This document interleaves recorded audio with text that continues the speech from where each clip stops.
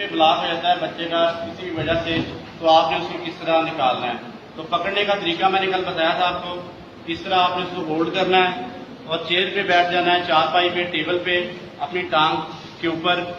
जो है बच्चा है उसको लिटाने के बाद उसकी टांगे भी अपने बाजों के दरमियान लेके आपने फिर उसको बैक क्लोज देने हैं,